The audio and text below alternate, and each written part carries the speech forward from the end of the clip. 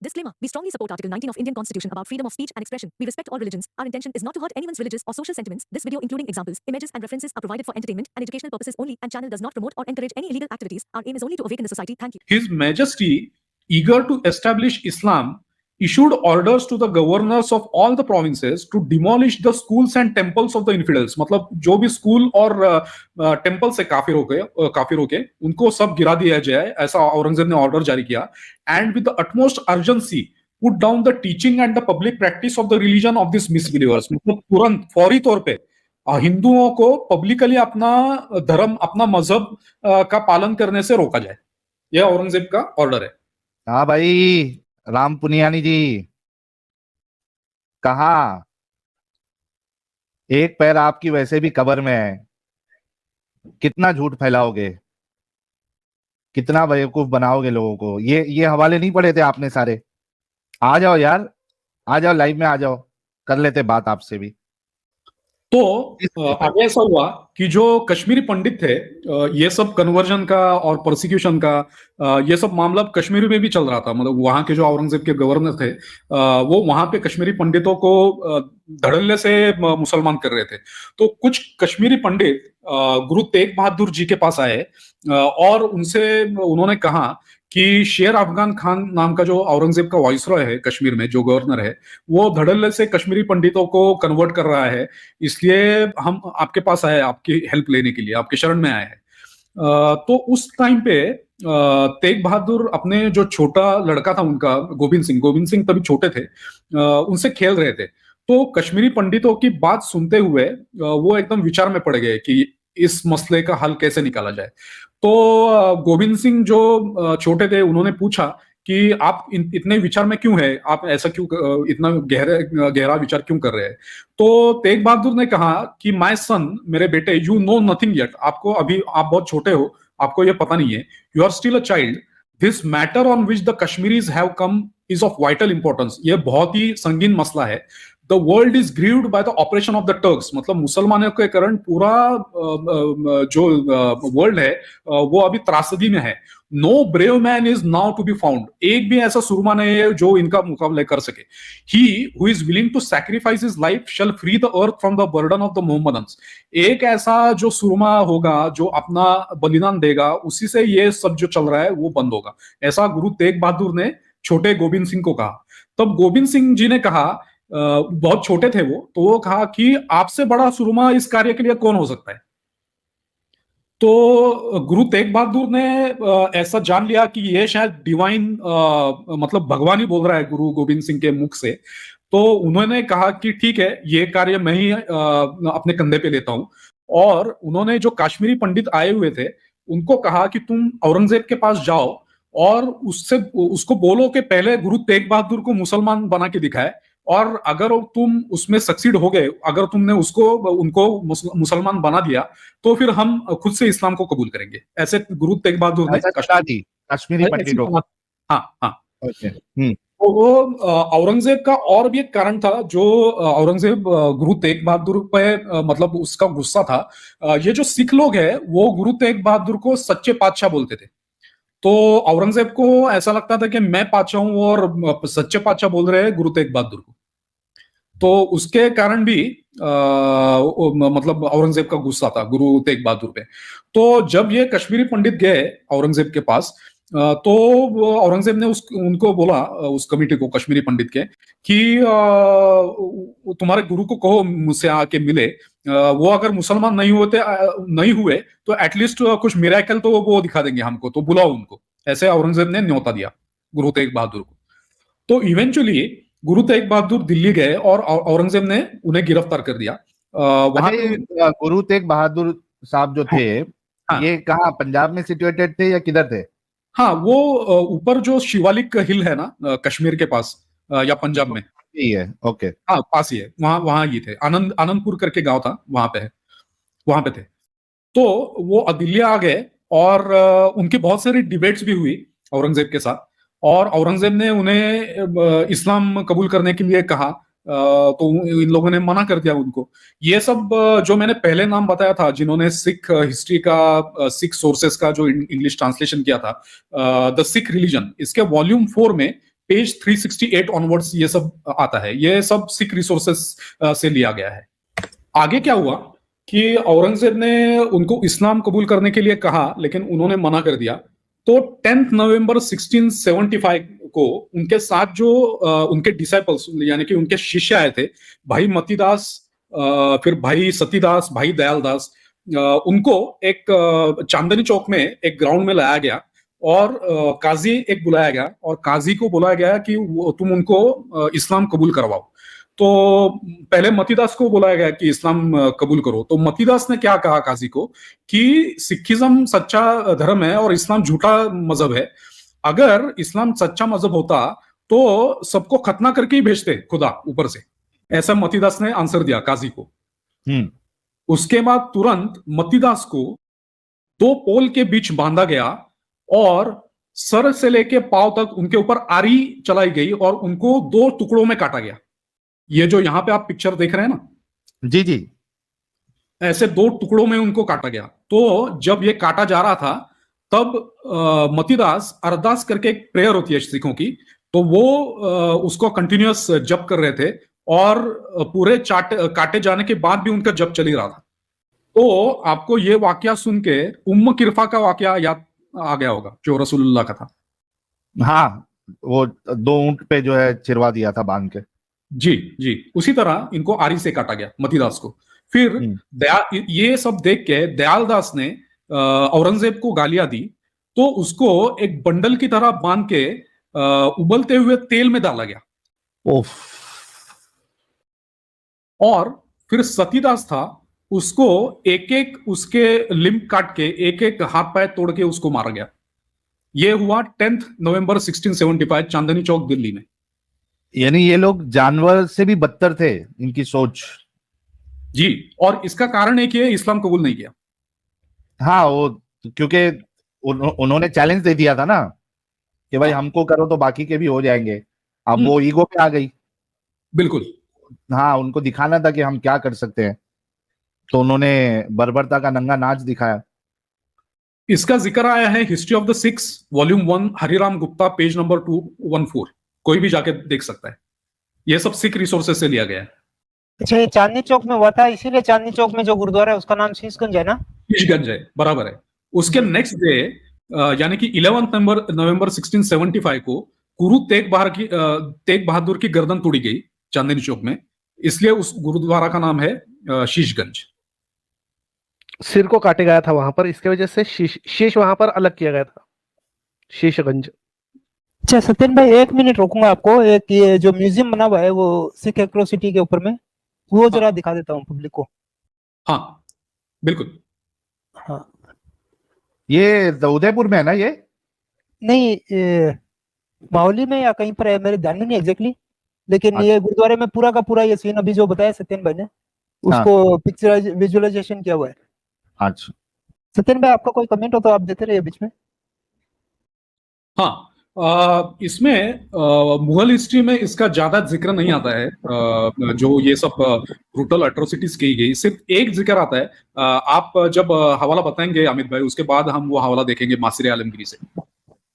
लेकिन Mughal contemporary Mughal sources में इसका ज्यादा जिक्र नहीं आता है। सिख सोर्सेस में बहुत सारा जिक्र है इसका। डिपिक्शन किया हुआ है कि किस तरीके से उस टाइम पे ये बेसिकली टॉर्चर और जान लेने की इस तरह से कवायतें होती थी, अलग अलग तरीके से जान लेना। यानी ये जैसे भाई मतीदास है जिनको आरओ से काट दिया जा रहा था, इसी तरह से एक ये चक्की थी जिसके अंदर लोगों को डालकर जिंदा आदमी को पिसवा देते थे। ये आरओ से काटने वाला सीन आपके सामने आ रहा है। जो ये जो बच्चों को काट दिया था ना, तो ये उनके घर की जो महिलाएं थे उन्होंने इस्लाम अपनाने से मना किया, तो उनके वो जो बच्चे थे उनके बॉडी पार्ट्स के मालाएं बनाकर इन महिलाओं को पहनाई गई थी। ये इतनी ब्रूटल हिस्ट्री है ना साहिल भाई, आप अगर सुनेंगे तो आप लिटरली आदमी रो देगा, लिटरली रो देगा ये बच्चों के पार्ट्स काटते हुए। और ये नवजात बच्चे, छोटे छोटे बच्चे, सिर्फ इस्लाम कबूल करो अदरवाइज आपके साथ में हश्र होगा। नहीं, इसमें आप देखिए कि ये जो इससे पहले वाला जो हवाला था, चलने दो अमित, चलने दो। इससे पहले वाला जो हवाला था वो तो औरंगजेब वाली किताबों से ही बताया गया था, जिसमें उसके हाथ पैर काटे थे। तो ऐसा करना इनके लिए कोई नई बात नहीं थी। यानी कोई इसको फेक नहीं समझ सकता, क्योंकि इनकी किताबों से मालूम पड़ता है कि इन्होंने इस तरीके का अमल किया हुआ है। जी बिल्कुल। अभी जो इससे पहले जो इन्होंने सत्यन भाई ने जो हवाला दिया था, वो तो उनकी किताब से ही दिया था, सिख हवाला थोड़ी ना दिया था उन्होंने। जी जी सत्यन भाई। जी, मेरी स्क्रीन दिख रही है ना आपको? दिख रही। हाँ, आगे आगे। तो मासिर आलमगीरी में एक इसका एक आफ्टर मैच जो हुआ, मतलब तेग बहादुर को मारने के बाद लोगों का जो गुस्सा था, उसका जिक्र आया है। Maasir Alamgiri Farsi page number 154, English translation Jadunath Sarkar page number 94। On Friday, 27th October 1676, 29th Ramzan, while the emperor was returning from Jama Mosque and had alighted from the boat in order to mount the movable chair, Takki Rawa, मतलब 27 अक्टूबर 1676 को औरंगजेब जामा मस्जिद से निकल रहा था, और तख्ती रवा मतलब एक चेयर होता है, जब बादशाह बाहर जाता है तो उसको उठा के पालकी जैसा एक तख्त होता है, उसमें बैठ के जाता है। तो वो बोट से उतर कर वो तख्ती रावा पे चढ़ रहा था। An ill fated disciple of Tej Singh, मतलब तेग बहादुर, थ्रू 2 ब्रिक्स, मतलब उन्होंने 2 ईंटें फेंकी औरंगजेब के तरफ। One of which reach the chair, मतलब एक ईंट जाके वो तख्त को लगी।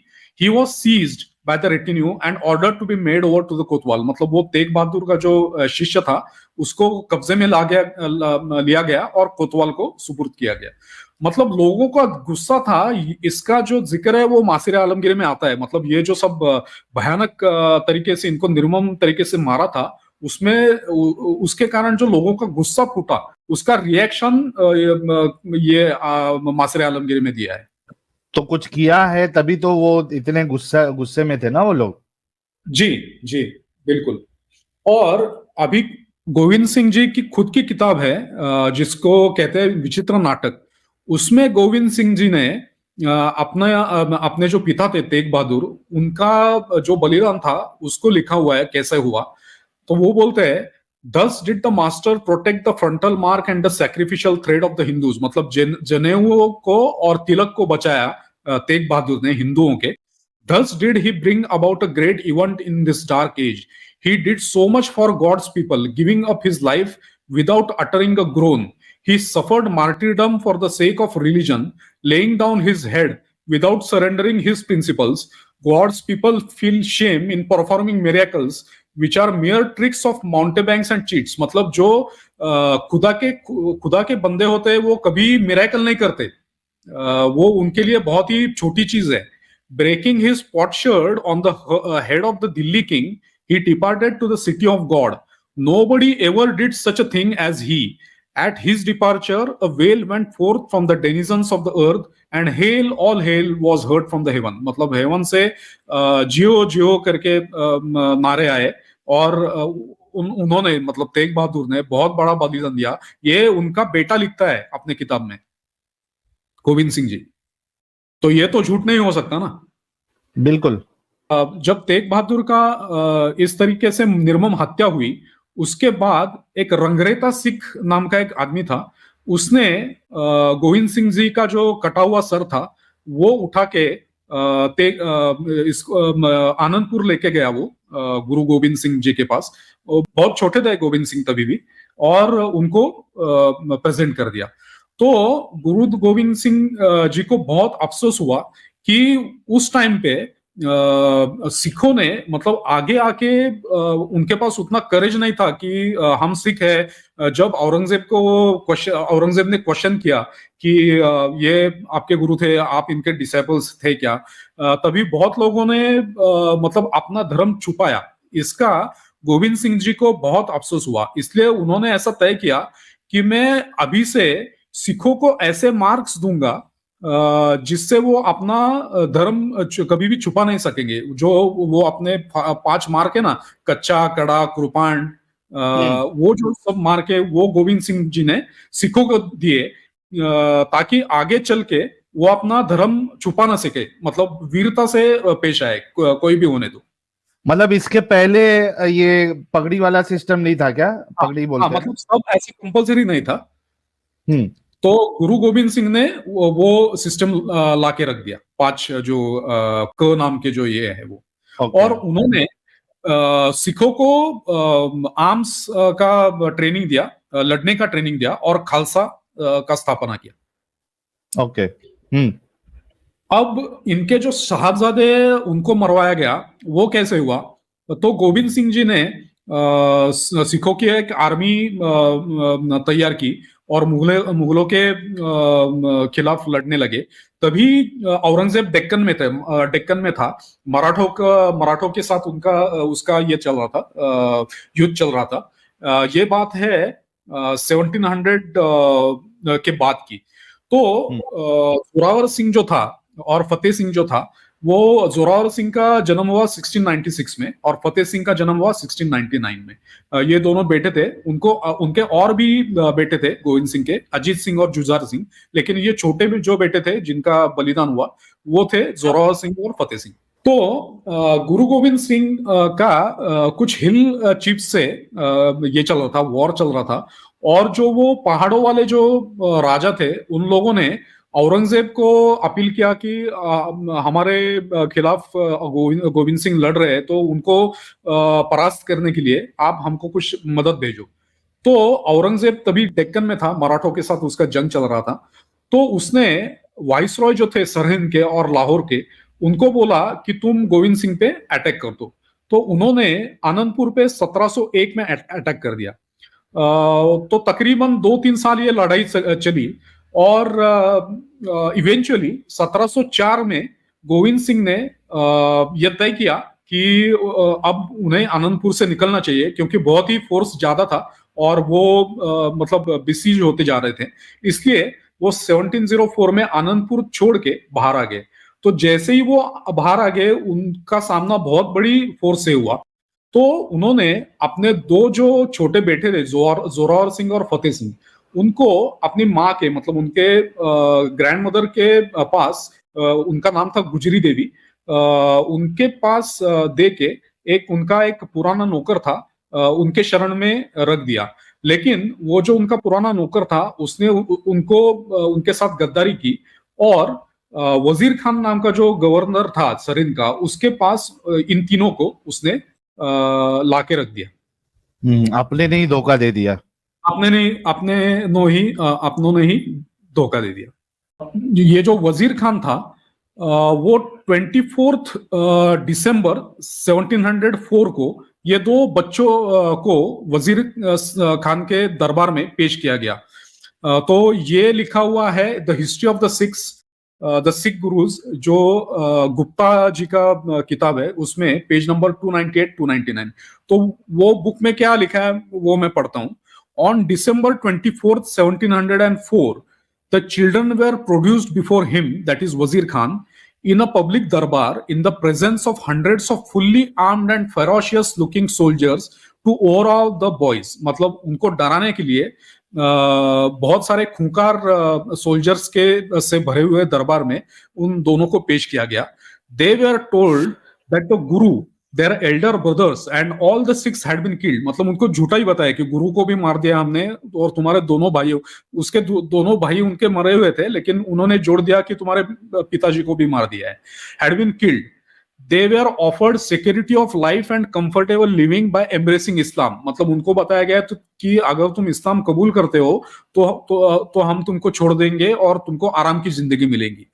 तो वो जो छोटे बच्चे थे तो वो बोले the children spurned at the suggestion with utmost contempt and anger. मतलब वो बहुत गुस्सा हुए और बोले had our grandfather Guru Tegh Bahadur accepted Islam.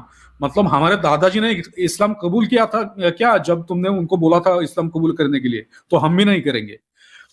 The Nawab toady courtier Suchanand Khatri remark that the young ones of a snakes were equally poisonous. मतलब उसका जो दीवान था वजीर खान का, वो बोला कि सांप के बच्चे सांप की तरह ही होंगे, ऐसे उसने उन बच्चों के लिए कहा। On 25th December, the children were again summoned। मतलब उनको वापस से बुलाया गया in the court, but all pressure tactics failed in securing the boys' submission। मतलब उनको इस्लाम कबूल करवाने के सब टैक्टिक्स फेल हो गए।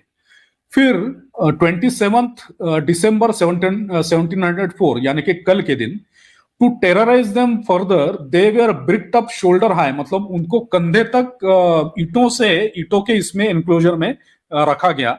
इन the fourth wall the children stood firm in their resolution against apostasy. मतलब इस्लाम, हाँ. यानी ये छोटे बच्चों को जबरदस्ती कर रहे हैं वो लोग के इस्लाम कबूल कर लो.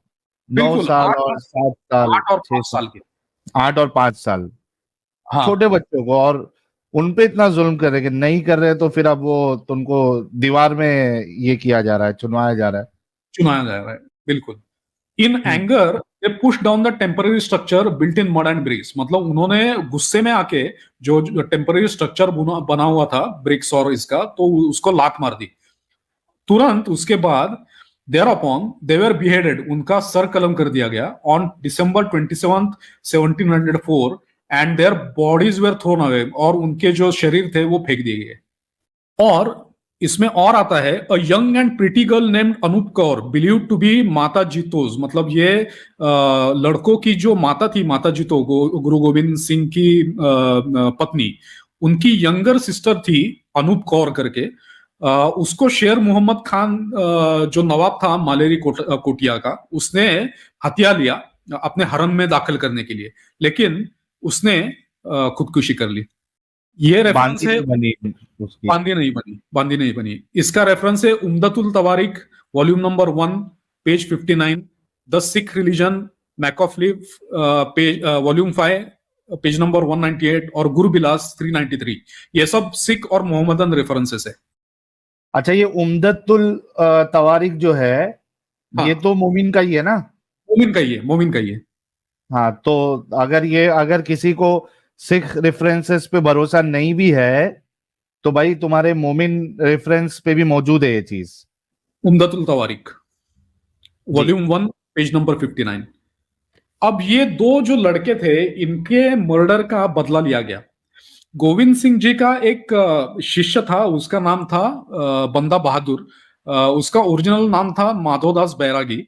और वो नांदेड़ जो महाराष्ट्र में है वहां का रहने वाला था. जब गुरु गोविंद सिंह नांदेड़ आए तो उन्होंने उसको डिसाइपल बना दिया और उसको नाम दिया बंदा बहादुर. तो 1710 में उसने वजीर खान पे हमला किया और अपनी तलवार से उसका सर कलम करके ये जो दो लड़कों का निर्मम हत्या की थी वजीर खान ने, उसका बदला ले लिया. इसका जिक्र आता है the Sikh religion Max Arthur Macauliffe volume number 5 page number 248. Satyan भाई, हाँ, जफरनामा है आपके पास? जफरनामा अभी नहीं है. वो जो गुरु गोविंद सिंह ने लिखा हुआ था वो ना. हाँ. हाँ, एक्चुअल में जिस वक्त गुरु गोविंद सिंह जी को ये जब पता चला कि उनके बच्चों की इस तरह से निर्मम हत्या की गई, तब गुरु गोविंद सिंह जी ने औरंगजेब को एक पत्र लिखा. उस पत्र में ये लिखा उन्होंने कि इन बच्चों की हत्या के साथ में मुगलों का पतन शुरू हुआ है, और मुगलों का यहाँ से पतन शुरू हुआ और बहुत जल्द ही मुगल अपने साम्राज्य के यानी पतन पर लास्ट स्टेज पे पहुंचेंगे और खत्म हो जाएंगे. और ये जफरनामा हर सिख ने पढ़ना चाहिए, हर सनातनी ने पढ़ना चाहिए. बहुत जफरनामा में इधर कौन से पेज पे बता सकते हैं ताकि लोग जो है वो चेक कर ले? नहीं, जफरनामा एक लेटर है. अच्छा, बहुत बड़ी किताब नहीं है, एक लेटर है. गुरु गोविंद सिंह जी औरंगजेब को लिखते हैं और उसके अंदर उन्होंने उनकी भाषा में लिखा है, फारसी में ये लेटर है जिसको बाद में ट्रांसलेट भी किया गया है. मुझे एक 10 मिनट दो, मैं 10 मिनट नहीं 5 मिनट दो, मैं निकाल कर सामने पेश करता हूँ, तब तक आप बात करो. जी जी. और इसका और एक हवाला है काफी खान, जो मैंने बोला था औरंगजेब का नौकर था.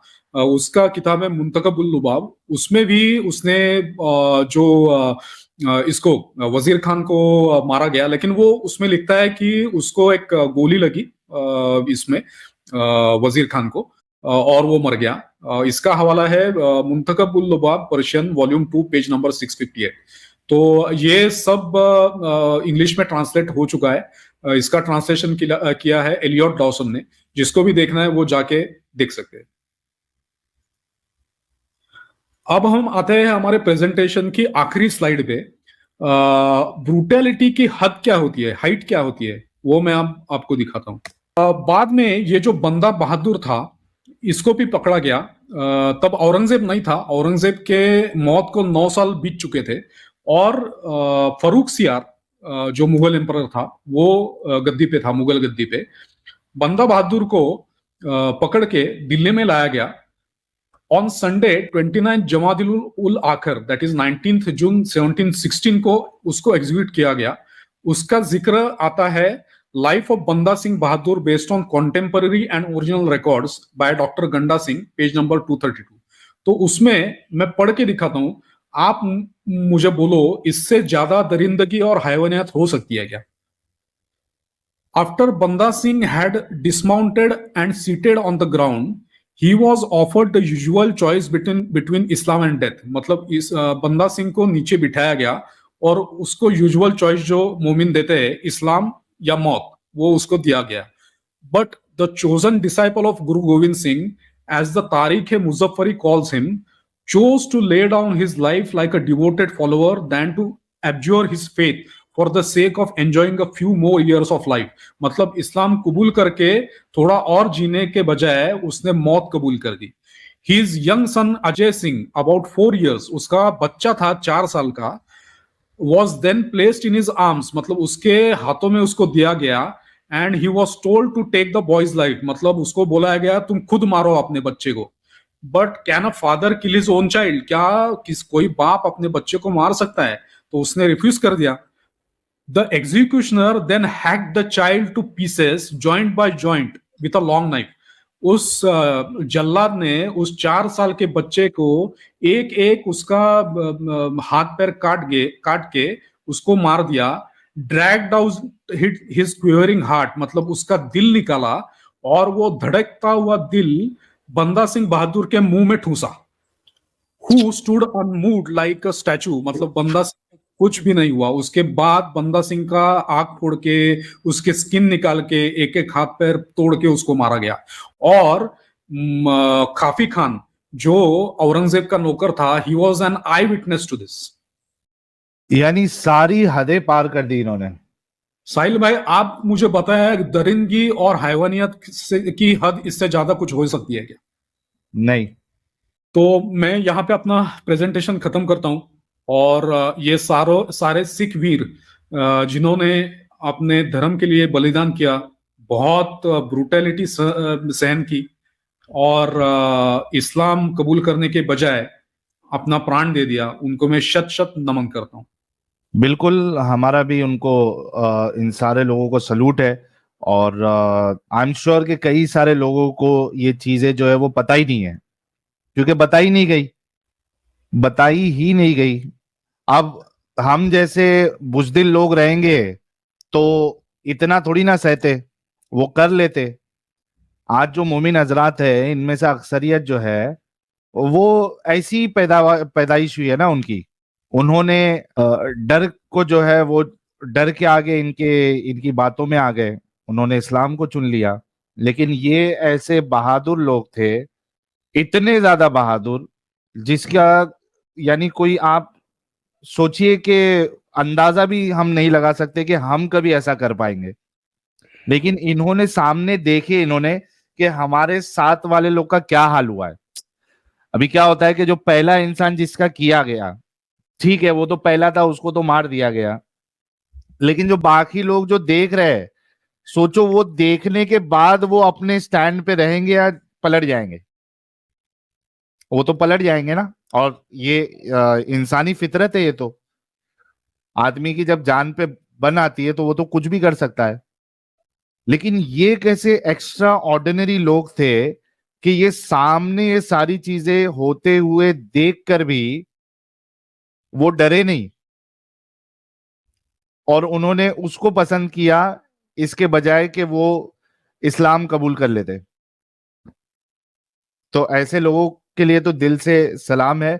और कन्ना भाई, जफरनामा जो है मैंने अभी अमित को भेजा है, हकूक ने मुझे भेजा था, उसमें से अगर आपको ये देखो हकूक भी आ गई है, हकूक को भी ले लेते हैं, उसमें से जो हवाला है वो आप दिखा सकते हैं। अमित, तो मैंने आपको भेजा है, देखो जफरनामा।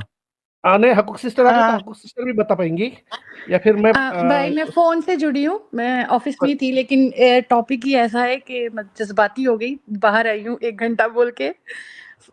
थोड़ी देर के लिए ब्रेक करके। नहीं आप अमित भाई खोलो ज़रा ज़फ़रनामा और हमारे भाई अगर इनको पढ़ें, हमारे गेस्ट, तो वो ज़्यादा अच्छा होगा। मैं आपको बताती हूँ कि कहाँ से आप उसको ज़्यादा अच्छे से समझ में आएगा आपको। मतलब आप देख रहे हैं ये जो प्रूफ्स हैं, जो लोग हमारे सिख भाई-बहन लोग जो आज भी नहीं समझते ना, खालिस्तान को सपोर्ट करते हैं, ये है, वो है, उनको समझना चाहिए, एक बार देखना चाहिए। कौन सा पेज वो बता दो। सेकंड थर्ड से शुरू करें। ये जो ज़फ़रनामा है ये एक लेटर है जो गुरु गोबिंद सिंह जी ने अपने हाथों से लिखा था औरंगज़ेब को जब उसने धोखा दिया था एक जंग में। तो इसमें उन्होंने उनकी सारी एक्सप्लेनेशन दी हुई है। और कुरान की जो कस्मों वाली एक एडम सर ने स्ट्रीम की थी ना साहिल भाई, हाँ, कि अल्लाह बोलता है कि झूठी कसमें खाओ, तो उसकी भी एक्सप्लेनेशन है कि कोई भी बंदा कुरान की कसम पर एतबार ना करे। यहाँ से पढ़ो तो इंग्लिश वाला पढ़ लो। एक मिनट मैं दूसरे फोन से देख लेती हूँ साथ साथ में। the virtuous one gives justice to all, nothing is hidden from him, he is the inspiration of Quran. हाँ। Seeks, he is aware of all happening, he is present everywhere, he has the knowledge of everything in this universe, all cosmos is moving as per his command. The great Lord is regulating everything in the world about which he has complete knowledge. ये तो सारी अल्लाह की तारीफें कर दिया है। नहीं, ये उनको एक तरह से ताना मार रहे हैं गुरु गोबिंद सिंह जी कि जिस अल्लाह की तुम बात कर रहे हो वो ऐसा नहीं, वो ऐसा होना चाहिए। Oh, Aurangzeb, I have no trust in your oaths anymore. You have written that God is one and that he is witness between us. I don't have trust even equivalent to a drop of water in your generals who came to me with oaths on Quran that I will be given safe passage out of Anandgarh fort. They were all telling lies. मतलब इनको जो है वो वादा किया गया था कि आपको सही सलामत वहां से जाने देंगे। जी। If anyone trusts you on your oath on Quran, that person is bound to be doomed in the end. Okay. If anyone comes under the shadow of Huma bird, no one can lay its hands on it, not even a brave crow. If a man sits behind the back of a lion, neither anyone can catch him, nor a goat or a sheep or a deer can even pass nearby. Okay. If I had deceived by taking oath on Quran like the way you have done, I would not have brought my dear fighters to this position of disadvantage by bringing them out of Anandgarh fort. यानी उसने जो धोखा दिया था वही उसको बता रहे हैं कि तूने किस तरीके से धोखा दिया, और अगर मैं कुरान को लेकर कसम खाता कुरान के ऊपर तो मैं इस तरीके से धोखा नहीं देता।